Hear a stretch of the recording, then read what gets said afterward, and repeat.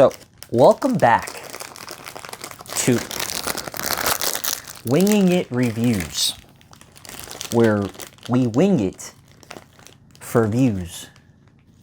Dev Patel directed this passion project of his, which is like, in his words, paying respects to Korean cinema, Bollywood, John Wick, American cinema, and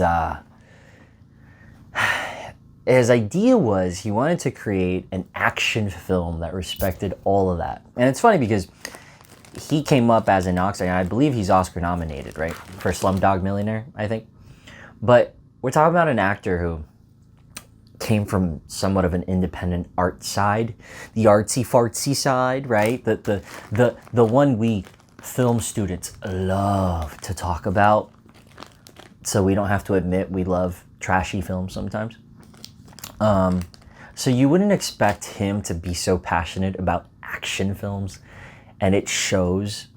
Monkey Man subverted my expectations, and it's not a straight up action film. Now, don't get me wrong.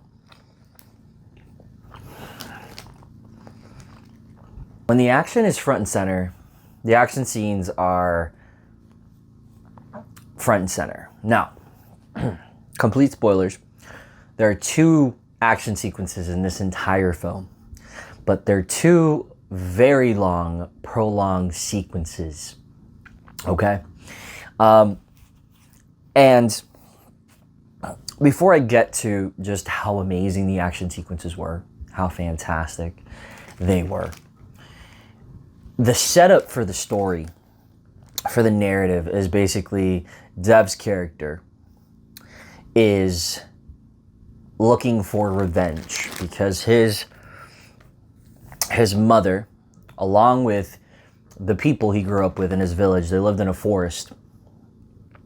They had a community, and it was burnt to shit, burnt to the ground, pillaged, destroyed. Everyone was killed. Women were raped, including his mother, beaten to shit. It's a lot. It's a lot for his character as a child to see and experience, and so you understand his anger, his frustration, and his motivation. And throughout the film, it is merely him trying to go up the hierarchy of people who are politicians and who have pull and influence in Diwali. And he finds a way to work for as staff in a building where all these important men and women of power go to indulge in their vices, sex, drugs, and he comes in as staff. And he's hoping that he can get promotions so that he can start going up higher into this building and go into the secret rooms, right? Sort of Red Room-esque type feel where, the higher you go, the more exposed you are to their vices and the fucked up nature of their wants and urges and drugs and sex. And that's kind of the basic premise of the film. But there's layers to this that I wasn't expecting. For example, if there is, it's very religious in that there's a religious undertone to this. This is about faith, and he's even said it is about a character sort of fermenting himself in his faith. All right, and not that it's preachy, but it is about a man who is so caught up in his anger and his frustration and in his hatred. And there are moments in the film where you see him space out and disassociate and have these moments of deep reflection about maintaining his composure so he doesn't ruin the mission. But he's human, and he's looking for revenge because his mother was brutally murdered in front of him. And there are moments where his character struggles with that. And in the middle of the film, the second act, there is an element where the film switches settings and it stops to introduce this element of Hanuman. I don't know if anyone watching this is super familiar with the theology and the belief system presented in the film, but there is a narrative, there's a lore, there's a mythology, there's a faith about a monkey man who eats a sun because he mistook it for a mango hanging on a tree. And it obviously has repercussions as far as the gods go.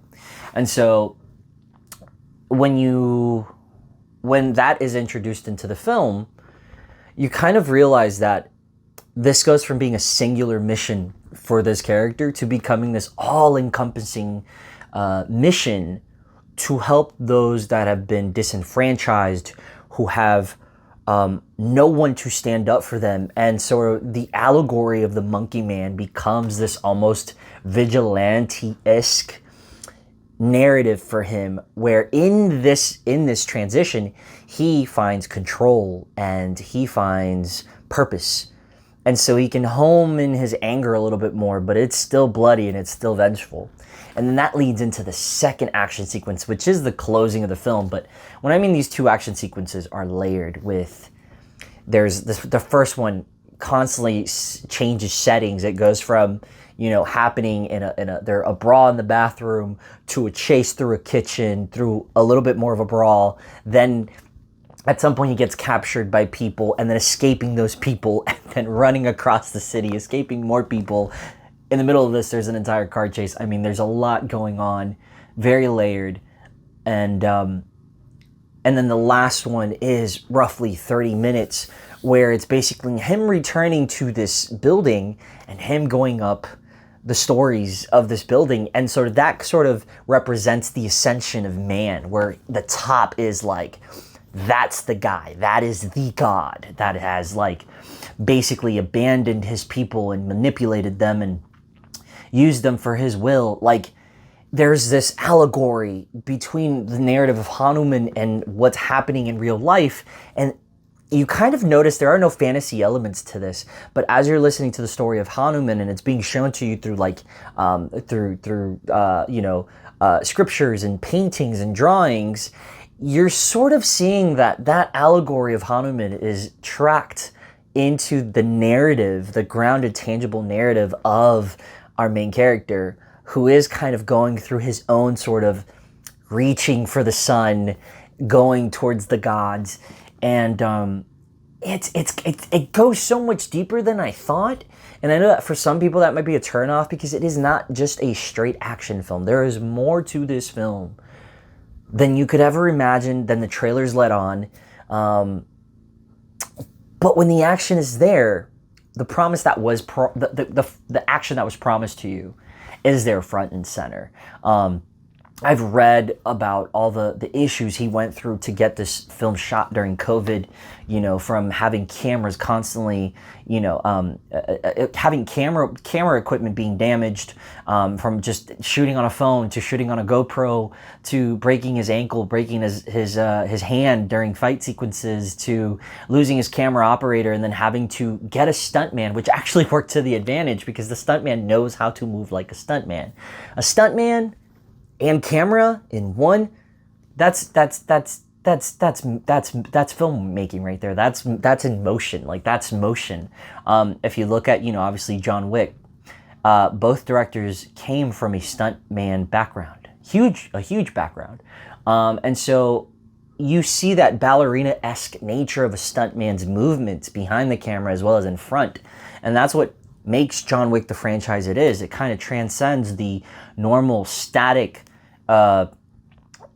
expectations of what action framework looks like, and I would arguably say that The Raid was originally, that's my favorite action film of all time, and The Raid was the one that really started that, right? And then John Wick came next, and it was like, but the thing about Dev Patel's Monkey Man is that even through all the hurdles that he had to jump through to get this movie made, not only does it come off like $30 million project, and it was not at $30 million budget. A lot less. I believe it was about 10. So it looks about 3 times that. And, you know, it's hard to like, Ben Affleck's one of the few that I know has done it well, where he directed, wrote, produced, and acted in The Town and Argo and Live by Night.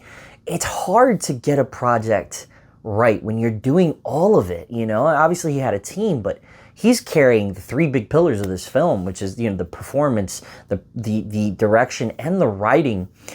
It was a huge passion project for him, and it could have easily gone on the wayside. He could have given up and just said, you know, fuck it, we're just going to do what we got and come up with, you know, put the pieces together. No matter how separate they are, we're going to put them together and we're going to make a movie out of this. But he stuck true. Like, he made this entire film, and it just, you can't tell that this film went through some sort of development hell. It is truly a masterworks in a debut feature. You know, when I think of like what I want as a debut feature, you know, as someone who wants to direct, write, and act in his own film, this is the kind of shit I look up to. Because it's not just, oh, it's a passion project and sure, overlook the mistakes. For the most part, it works. No, this is a film that like feels and looks like a high budget production, with a lot of love, man. And when he says that he pays respects and homage to these action films, you really feel the love, because those action sequences are brutal, but they're beautifully shot, very well choreographed, and they're unique in their own, in that, you know, a lot of people will go into this thinking it's John Wick, and while the John Wick sensibilities are there, the color grading and some of the ballerina-esque choreography, this is an angry, dirty, grittier movie in that John Wick is art house when it comes to that, right? It's almost art house. There's a ballerina-esque movement and nature to the fight sequences and the choreography, but when it comes to he's an angry fuck. You know, a lot of the times, at least in the first particular action sequence, he's improvising, he's taking shots, he's getting hit, and the camera work makes it feel ballerina-esque, but the fight itself is dirty, it's gritty, it's gross. Using whatever you can, you know, reaching for opportunity that could maybe weaken your enemy, getting thrown into walls, and the set design just being destroyed and crumbling to pieces. This is not John Wick in that sense. This is not a confident fighter. He's a street fighter. He's gritty, you know, and he comes from a background in the film where he's fighting for money and purposefully losing fights so that he could, you know, people could bet against them and then guarantee that money. But he's a dirty fighter, and it's not till the second action sequences, the big climax, you actually feel a sense of progression in his fighting style, a little bit more confident in his fighting style, but it's still dirty, it's still gritty, it's gross. And I love that. I love that, man. He's taken shots, he's bloody, he's gone through an arc and an evolution that is kind of rare in action films when you're just there for the set pieces. And I think this film could be a franchise starter for him, you know, and I'm not an advocate for having senseless sequels, but I could watch another 2 or 3 of these, genuinely, because I feel like there's a lot here, especially considering that he layered the first movie with a lot, you know, and not all of it hits all at once, but I mean, fuck, and he really did it. There's a lot of ambition. There's a lot of ambition in this film, and a lot of it pays off. And so to him, fucking bravo, dude. Like, Dev Patel killed it with this one. No pun intended. Great movie. Highly recommend. High watch for me. So far, I think Late Night with the Devil and this one are probably my favorite movies so far this year, I would say. And that's crazy because there's a lot more left to come. But we'll see. Anyway, definitely watch this. And that's it. Next review is probably going to be The Last Omen. The first Omen. I'm never going to get that title right. Alrighty. Goodbye.